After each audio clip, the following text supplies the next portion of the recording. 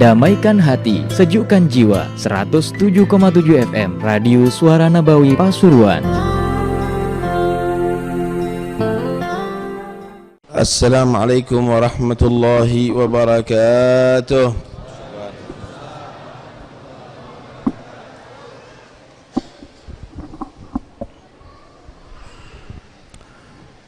Bismillah walhamdulillah wassalatu wassalamu ala rasulillah Sayyidina Maulana Muhammad bin Abdullah wa ala alihi wa sahbihi wa man walah wa la hawla wa la quwwata illa billah, amma ba'd. Para habaib, para ulama, para asatid yang saya hormati, yang saya cintai, khususnya Habib Hussein bin Muhammad Al-Hamid,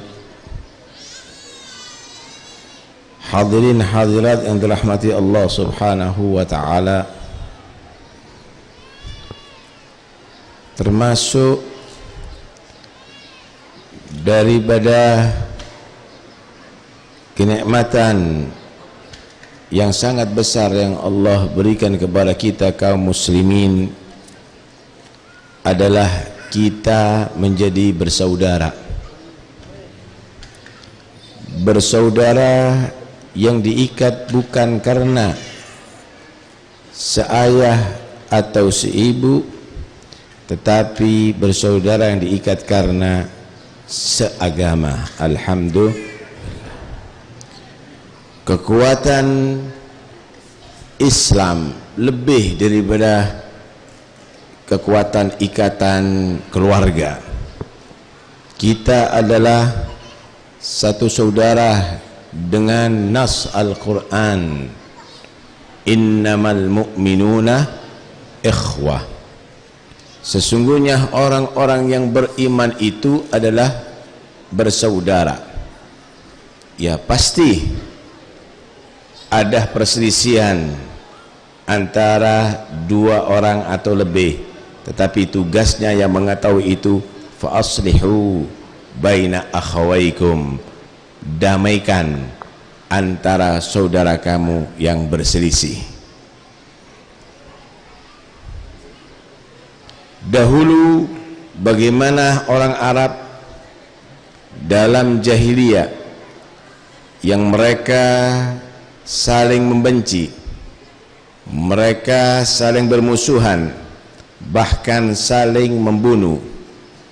Datang Nabi Muhammad mendamaikan mereka, mengislah mereka, dan itu Allah perintahkan kepada mereka untuk selalu diingat.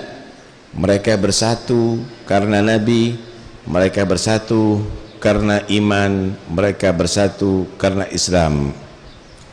Wadhkuru ni'matallahi alaikum id kuntum a'da'an fa'allafa baina qulubikum fa asbahtum bi ni'matihi ikhwana.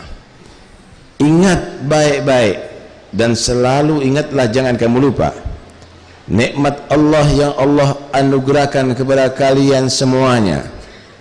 Ketika kamu menjadi saling bermusuhan, berhadapan dengan penuh amarah, penuh dengan caci maki, maka datang Nabi Muhammad didamaikan. Fa asbahtum bi ni'matihi ikhwana. Ternyata dengan nikmat ajaran Nabi kamu menjadi bersaudara. Karena itu, kapan kita tidak mengingat ayat ini, kenikmatan Islam yang mempersaudarakan kita, menjadi kita cercereh bereh kembali, menjadi kita penuh dengan amarah dan dengki, dan itu adalah bagian daripada azab Allah subhanahu wa ta'ala. Dalam hadis Nabi sallallahu alaihi wasallam menggambarkan persaudaraan itu seperti dua tangan. Mathalul akhawaini kal yadain taghsilu ihdahumal ukhra. Dua bersaudara itu adalah seperti dua tangan yang satu sama lain jika melihat ada yang kotor akan membersihkannya. Tangan kiri yang kotor maka dibersihkan oleh tangan kanan. Tangan kanan yang kotor maka akan dibersihkan oleh tangan kiri. Dan tangan itu juga yang membersihkan seluruh tubuh kita. Begitulah bersaudara-saudara.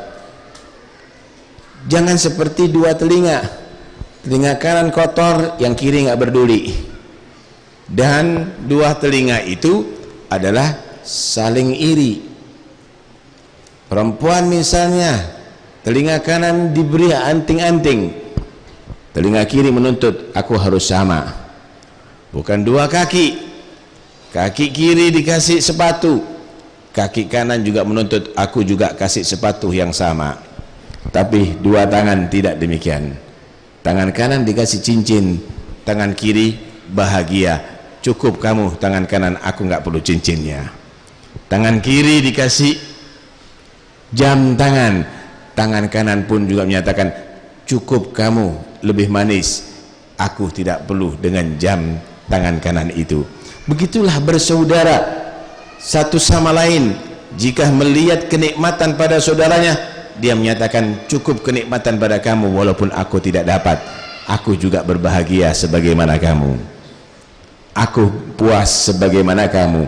Itulah yang digambarkan oleh Nabi orang yang beriman. Wallahi la yu'minu hatta ahadukum hatta yuhibba li akhihi ma yuhibbu li nafsihi. Demi Allah, tidak menjadi sempurna iman seseorang sehingga ia cinta kepada saudaranya sama kebaikan, dia senang kebaikan terjadi pada saudaranya sama kebaikan itu terjadi pada dirinya. Temannya mendapat rezeki 1 miliar, walaupun dia tidak mendapatkan, dia berbahagia seperti dia mendapatkan rezeki 1 miliar. Itulah orang yang beriman.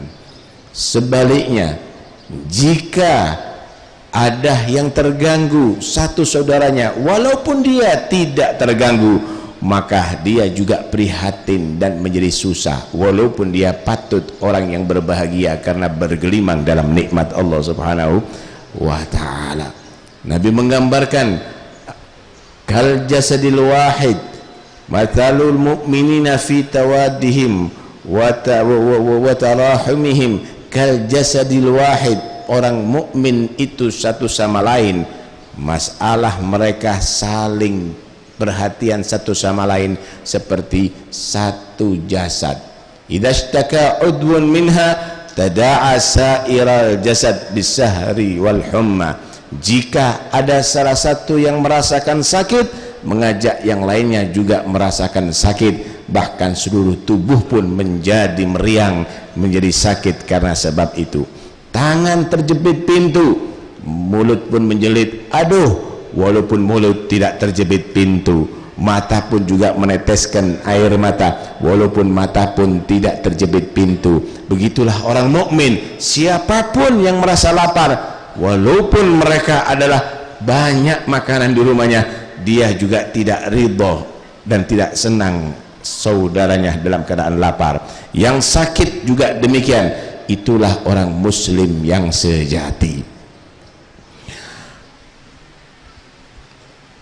Diriwayatkan ada seseorang ahli ibadah kepada Allah. Dia sholat berjamaah di shaf pertama, berzikir luar biasa, qiyamulailnya juga luar biasa. Dia punya satu kios, ada di satu toko, ada di satu pasar. Satu saat pasar terbakar, saudara, terbakar, semuanya terbakar hangus kecuali kios orang yang soleh tadi itu. Datang ke orang memberi kabar, pasar terbakar, semuanya hangus, cuma milik Anda hebat, tidak terbakar, selamat. Spontan dia menyatakan alhamdulillah, dia bahagia. Setelah itu dia berpikir, ya Allah, saudara-saudaraku dalam keadaan susah, tapi aku dalam keadaan berbahagia hanya karena kiosku selamat, padahal puluhan daripada saudara-saudaraku, mungkin ratusan saudara-saudaraku susah karena kiosnya terbakar. Dan Nabi menyatakan, demi Allah tidak menjadi orang itu beriman sehingga dia senang dengan kebaikan terjadi pada saudaranya seperti senang itu kebaikan terhadap dirinya. Dan ini mereka susah, kenapa aku tidak susah seperti mereka? Astaghfirullahaladzim, berarti belum menjadi orang beriman beneran. Sholat 20 tahun semuanya digodoi, saudara. Koreksi kita setiap saatnya, apa yang sudah kita berikan kepada saudara kita? Masihkah kita masih bermusuhan terhadap sesama muslim, padahal mereka adalah saudara Anda? Saudara itu jika ada yang lebih tua maka harus dihormati, jika ada yang lebih muda maka harus ia sayangi, jika melihat ada yang lemah maka dibantu oleh orang yang kuat, jika ada orang yang fakir maka dia akan dibantu oleh orang yang kaya. Itulah saudara, saudara. Karena itu Nabi menyatakan, laisa minna man lam yuwaggir kabirana wa yarham sahirana. Bukan golongan umatku kalau tidak menghargai yang lebih tua dan menyayangi yang lebih muda. Saudara itu perhatian terhadap yang di sampingnya. Tetangga Anda muslim, saudara Anda. Tetangga Anda beriman, saudara Anda. Jangan hanya sekedar Anda memuaskan diri Anda kemudian Anda biarkan saudara Anda yang lainnya dalam keadaan menderita. Wallahi la yu'minu man bata syab'an wa jarahu ja'i wa huwa ya'lamu dzalik. Demi Allah, kata dia, tidak menjadi beriman loh kalau ada orang membiarkan tetangganya lapar, dia dan keluarganya siang hari dalam keadaan kenyam, padahal dia tahu keadaan tetangganya tadi itu. Tidak demikian, saudara. Perhatikan mereka. Diriwayatkan seorang soleh ada di daerah Tarim, dia punya anak-anak yang juga soleh, ditugaskan cari orang yang lagi memerlukan ada di daerah di kota ini untuk kita bantu. Jangan sampai ada satu pun yang luput daripada perhatian kamu. Koreksi setiap saatnya. Mereka tidak mungkin akan mengetuk pintu bertanya apa yang kamu perlukan, tidak. Dilihat dapur, kalau mengeluarkan asap berarti masak, berarti mereka terpenuhi makannya. Malam hari dia keliling, ada satu rumah janda dan situ ada anak-anak yatim. Kemudian dilihat mengepul, oh berarti sudah terpenuhi kebutuhannya. Pagi si orang ini, si abahnya ini, si bapaknya ini bertemu dengan anak yatim, tanya, tadi malam makan apa kamu? Nggak makan, katanya. Loh, gimana anak-anakku kok tidak teliti? Panggil anak-anaknya. Aku tugaskan kamu untuk memperhatikan kan seluruh penduduk sini, jangan sampai ada yang kekurangan makanan. Nih, tadi malam nggak makan. Loh, kami sudah melihat mengepul di dapurnya. Berarti kan masa ayah, kata dia. Datang itu ayahnya bersama anaknya ke rumah tetangganya tadi itu, diketok pintunya. Ibu tadi malam nggak makan, bener, kata dia. Kata anaknya, ibu kok kelihatan dapurnya mengepul asapnya? Sengaja aku buat begitu karena aku malu setiap saatnya dibantu oleh Anda, katanya. Saya sengaja kayu saya bakar supaya Anda tidak terlalu kepikiran tentang keluarga kami. Maka si ayahnya tadi itu terpukul sambil menyatakan, demi Allah kamu harus berjanji dan sumpah kepada aku sekarang, mulai saat ini tidak boleh Anda tutupi itu semuanya. Bagaimana nanti aku akan bertanggung jawab di hadapan Allah? Kalau aku dalam keadaan kenyang membiarkan kamu dalam keadaan lapar, padahal engkau adalah dekat dengan rumahku. Itulah orang muslim, satu sama lain saling prihatin, saling memperhatikan satu sama lain. Di antara mereka ada yang punya rumah dan banyak di situ tikus yang selalu mengganggu, buat lubang sana, buat lubang sini. Datang temannya ada di situ, melihat ini rumah kok banyak tikus seperti gudang. Akhirnya dia usul, tikus tuh paling takut sama kucing, piara kucing kamu,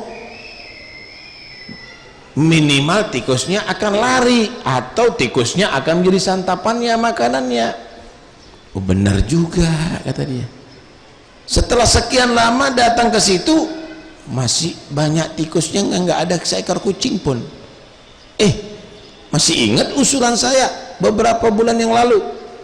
Iya, ingat. Kenapa nggak kamu pelihara kucing? Kan rumahnya bisa aman, bersih. Kata dia, aku bisa siap sebetulnya pelihara kucing, tetapi aku khawatir ketika aku pelihara kucing, rumahku selamat daripada tikus, tapi tikusnya lari ke rumah tetanggaku, kata dia. Padahal Nabi menyatakan, wallahi la yu'minu man la ya'man jaruhu bawa'iqah. Demi Allah, tidak menjadi orang itu beriman yang tetangganya tidak selamat, tidak merasa aman daripada gangguannya. Aku lebih baik menjaga imanku yang tidak terserang daripada rumahku yang bagus tapi imanku yang rapuh. Itulah orang muslim satu sama lain. Dalam hadis yang lain, Nabi sallallahu alaihi wasallam bersabda, al-muslim man salimal muslimuna min lisanihi wa yadihi. Orang muslim itu adalah orang yang selamat muslim yang lainnya daripada gangguan lisannya dan tangannya. Tidak pernah mencaci muslim, tidak pernah mengkafir-kafirkan muslim, tidak pernah dia tadi itu mengumpat, menggibah muslim, dan juga orang muslim adalah yang tidak terganggu dengan tangannya, tidak pernah memukul, tidak pernah mengambil hartanya, tidak pernah menulis yang hujatan dan fitnah, tidak pernah dia tadi itu membunuh. Itulah orang muslim. Jangan mengaku seorang muslim kemudian kegemarannya adalah mengkafirkan sesama muslim, mensyirikkan sesama muslim. Hadir majlis ini syirik, hadir mengacara itu masuk neraka, ahlul bid'ah. Jangan mengaku seorang muslim yang sejati kalau tangannya ini gemar membunuh, bertakbir lagi Allahu Akbar, dor. Emangnya itu binatang? Emangnya itu adalah musuh Allah? Mereka sesama muslim. Karena itu jangan Anda mengkotori lisan Anda dengan mencaci muslim atau mengganggu walaupun dengan satu huruf dengan tangan kamu terhadap orang muslim, karena itu adalah bukan ciri orang yang muslim.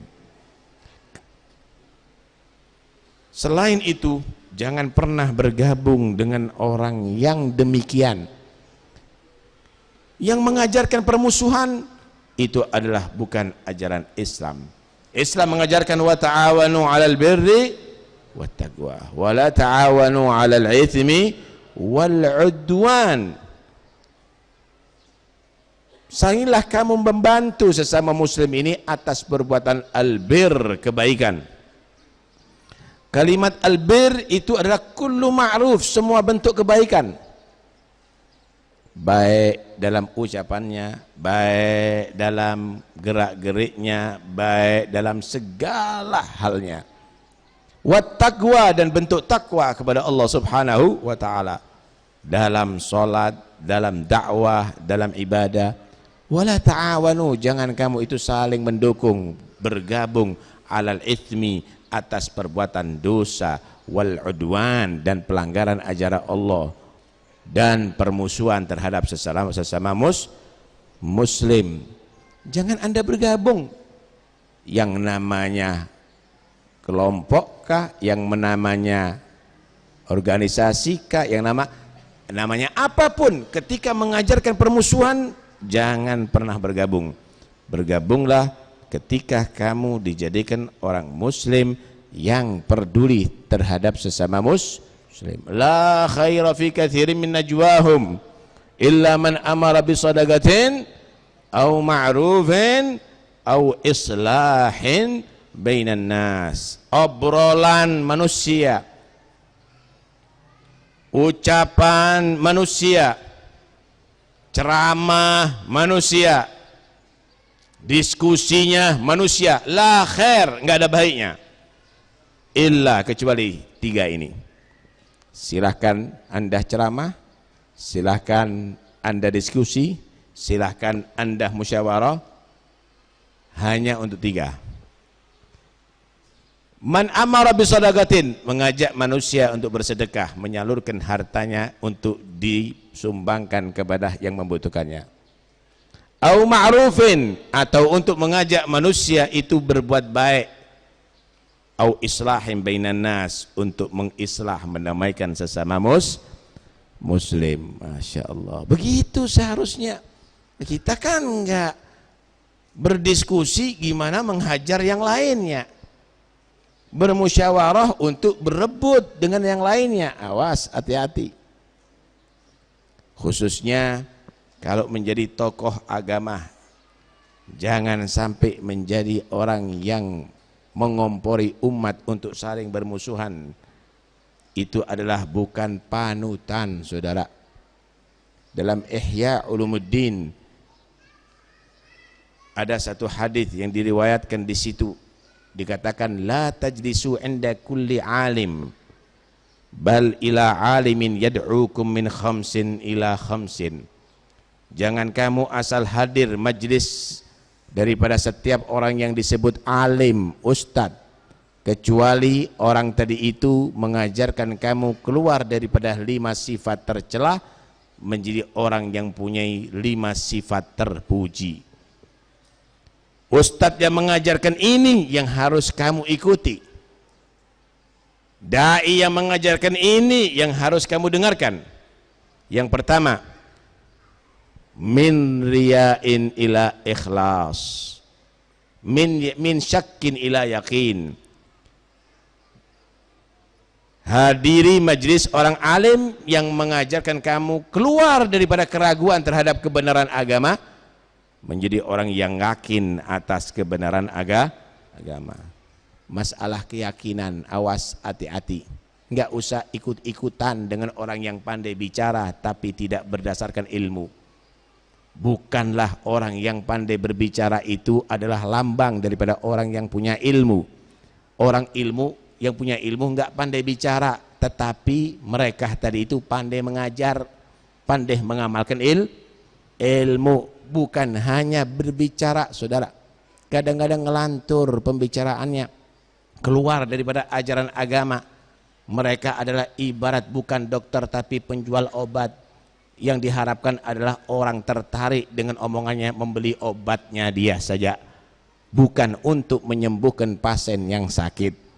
Itu penjual obat. Begitu juga ada tampil dai-dai, ustadz-ustadz, hanya sekedar dia ceramah untuk cari pengikut yang banyak, bukan mengobati umat untuk keluar daripada aliran-aliran yang sesat dan untuk menjadi orang yang meyakini atas kebenaran agama. Awas, hati-hati, itu akan muncul di akhir zaman banyak sekali. Koreksi, ini alim mengajari apa ini?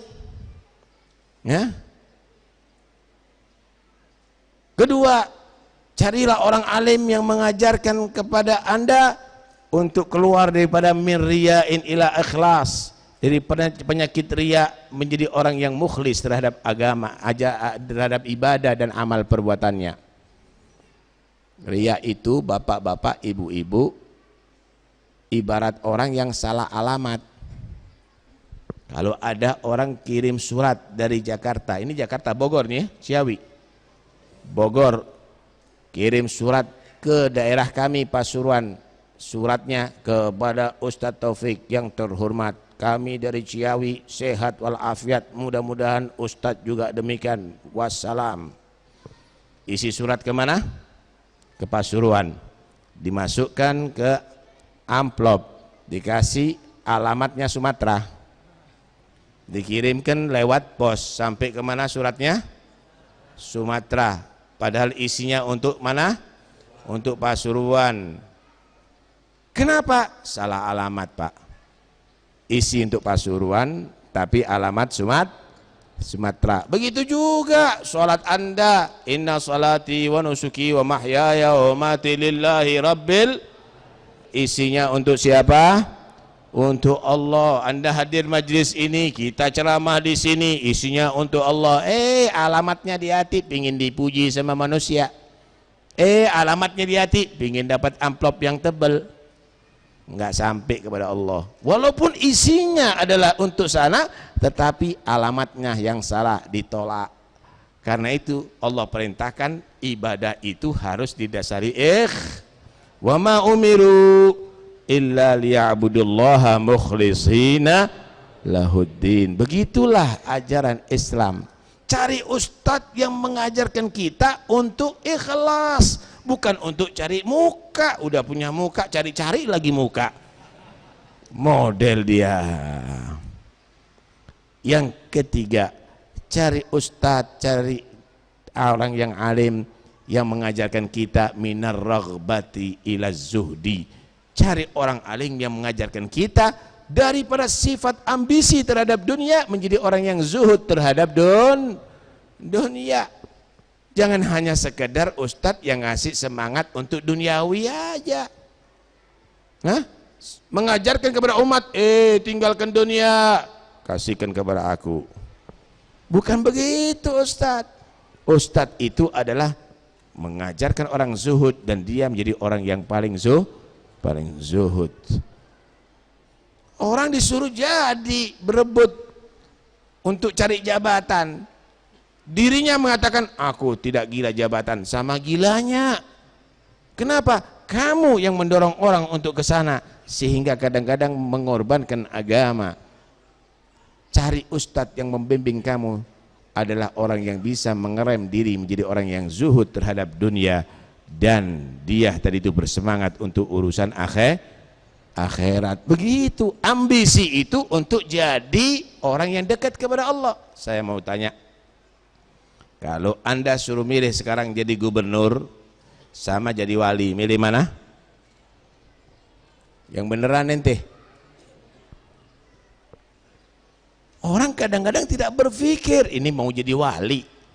Mau jadi wali ya payah dia, asal jadi gubernur, padahal tidak ada ketenangan jiwa kecuali karena dekat kepada Allah Subhanahu wa ta'ala. Dunia ini semuanya mengajarkan kita untuk berebut, tapi akhirat tidak. Kenapa? Pintu akhirat, pintu surga luas, nggak perlu berdesak-desakan, tapi pintu dunia sempit saudara. Calon jadi DPR banyak ratusan ribu, tapi yang jadi cuma sekian ribu. Berebut jadinya, bersaing jadinya. Tapi siapapun Anda, orang yang beriman ini bisa jadi wali Allah. Siapapun Anda, Allahu waliyul ladzina amanu. Kamu semuanya bisa jadi wali Allah, dan tidak ada batasnya. Wali cuma sekian persen daripada yang lainnya. Semua bisa asal mau, tapi jarang menjadi orang yang ingin ke sana.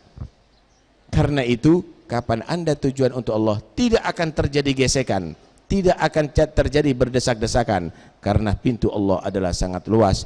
Begitulah ketika kamu ikhlas, maka ketika kamu zuhud, tidak mungkin akan terjadi perebutan dan gesek-gesekan, karena untuk sampai kepada Allah adalah sangat luas dan banyak caranya.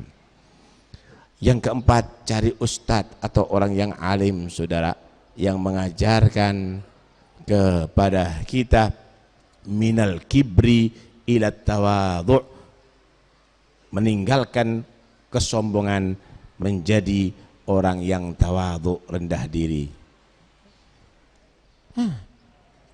Apa itu sombong? Apa itu sombong? Kapan kamu menilai diri kamu lebih hebat daripada selain kamu, kamu adalah orang sombong. Antara nafsaka khairan wa afdala min ghairik. Wow, siapa dia? Umurnya berapa? Saya kan lebih tua. Siapa dia? Seberapa dia ilmunya? Aku kan lebih hebat ilmunya. Maka sudah terjangkit penyakit sombong. Dan kapan orang itu menjadi sombong, dia akan menjadi musuh Allah. Wallahu la yuhibbul mustakbirin. Allah itu benci kepada orang-orang yang sombong. Lihat, tengok bagaimana sejarah iblis. Iblis itu summiya iblis di annahu ublisa min rahmatillah. Dikatakan iblis karena terusir dari rahmat Allah. Padahal dahulunya iblis ini dalam komunitas malaikat, kumpul dengan malaikat, Pak. Kumpulannya malaikat, bukan orang soleh lagi, malaikat. Iblis tadi itu ibadahnya sebelum diciptakan Nabi Adam 80.000 tahun full ibadah. Ibadahnya hebat. Tetapi dalam hati iblis gak seperti malaikat. Malaikat gak ada kesombongan, selalu patuh dan taat kepada Allah. Tapi iblis ada sombong. Karena itu ketika Allah ciptakan Nabi Adam, dan Nabi Adam Allah berikan ilmu, wa 'allama Adamal asma'a kullaha, kemudian ditandingkan dengan para malaikat dan iblis sekalipun kalah ilmunya, Allah perintahkan malaikat sujud hormat kepada Nabi Adam. Iblis muncul sifat sombongnya. Orang yang sombong itu kalau ada pesaing pasti marah.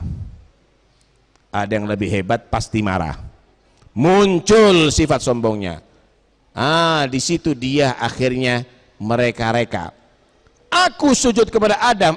Ana khairu minhu, aku lebih baik. Adam diciptakan daripada tanah yang diinjak-injak oleh kaki. Tapi aku diciptakan dari api yang menerangi. Dan disitulah iblis akhirnya dilaknat oleh Allah. 80.000 tahun saudara ibadah hangus semuanya karena satu kesombongan yang akhirnya dia tadi itu dilaknat. Bukan hanya iblisnya tetapi seluruh anak turunannya. Wa inna 'alaika la'nati ila yaumiddin. Ini mau adzan, Bib?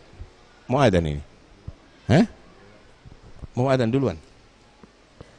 Wa inna 'alaika la'nati ila yaumiddin. Kamu mendapatkan laknatku dan seluruh turunanmu sampai hari kiamat. Allahu Akbar. Bisa dibayangkan ibadahnya kita sebegini, kemudian menjadi orang sombong, apa jadinya saudara? Apa jadinya? Akhirnya iblis menjadi terlaknat. Satu saat di zaman Nabi Musa, itu iblis datang kepada Nabi Musa, berharap Nabi Musa bisa menolong untuk Allah mencabut laknatnya dari iblis. Musa, kamu adalah kalimullah, Nabi yang mendapatkan keistimewaan untuk mendengarkan langsung kalam Allah, berdialog kepada Allah. Tolonglah mohonkan kepada Allah untuk aku dicabut laknatnya kepada aku. Maka Nabi Musa memohonkan kepada Allah. Kata Allah, tidaklah mungkin wahai Musa, dengan ilmu Allah, Allah menyatakan tidak akan iblis itu akan mau mendapatkan rahmatku dan aku cabut laknatnya. Kenapa? Penyakit sombong sulit untuk hilang saudara. Sombong sulit untuk hilang.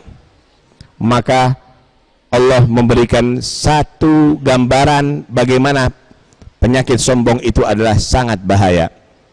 Kalau begitu sampaikan kepada iblis, wahai Musa, aku akan ampuni dia, aku akan cabut laknatku kepada dia, dengan catatan dia sujud kepada kuburan Nabi Adam. Sujud kepada kuburan Nabi Adam. Wah, senang Nabi Musa. Iblis, dapat kesempatan kamu untuk dapat rahmat Allah. Kata Allah, sujud kepada Nabi Adam, maka dosa kamu diampuni dan kamu dapat rahmat Allah. Keluar lagi sombongnya. Asjudu mayitan walam asjud hayyan. Hidupnya aja aku nggak mau sujud, sekarang kuburannya lagi aku suruh sujud. Emangnya siapa dia? dan siapa aku? Awas, hati-hati, cari guru bukan yang mengajarkan kamu menjadi orang yang sombong, tapi guru yang mengajarkan kamu keluar dari penyakit sombong dan menjadi orang yang tawadu. Terakhir, cari guru yang mengajarkan kamu menjadi orang yang nasiha, peduli kepada sesama muslim, bukan bermusuhan kepada sesama muslim. Minan nasihati ilal ud, minal nasihati minal udwan ilan nasiha. Carilah guru yang mengajarkan kamu keluar daripada sifat kebencian sesama muslim, bermusuhan sesama muslim, menjadi orang yang saling peduli, saling membantu kepada sesama muslim. Mudah-mudahan insyaallah kita semuanya menjadi muslim yang bersaudara selamanya dunia akhirat, menjadi muslim yang saling memaafkan satu sama lain, menjadi muslim yang insya Allah saling peduli dengan satu sama yang lainnya. Dan mudah-mudahan insya Allah Allah pertemukan kita kepada guru-guru yang mengajarkan kita untuk zuhud daripada dunia, guru yang mengajarkan kita untuk menjadi orang yang ikhlas dalam ibadah dan beramal saleh, guru yang mengajarkan kita insya Allah untuk zuhud daripada dunia dan bersemangat untuk meraih derajat di sisi Allah ada di surga, guru yang mengajarkan kita untuk saling memaafkan sesama muslim, bukan memusuhi sesama muslim. Amin Allahumma amin. Setiap orang Islam mudah-mudahan insya Allah Allah cabut kebencian sesama muslim dari mereka, dijadikan orang yang saling rahmat kepada mereka, dan mudah-mudahan insya Allah kita semuanya negeri ini insya Allah akan tetap damai, makmur insya Allah, dalam lindungan Allah insya Allah, dan dijaga daripada tangan-tangan orang yang jahat. Dan mudah-mudahan insya Allah Allah subhanahu wa ta'ala berikan mereka kesadaran, Allah buka hati mereka sehingga mereka bertobat daripada segala kemaksiatan dan kesalahannya, menjadi orang yang dekat kepada Allah. Amin Allahumma amin. Amin Allahumma amin. Allahumma aslihna wa aslih umuran muslimin, wahdina wal muslimin, wa afina wal muslimin, واكفنا وإياهم شر مصائب الدنيا والدين. وصلى الله على سيدنا محمد وآله وصحبه وسلم. والحمد لله رب العالمين. والسلام عليكم ورحمة الله وبركاته.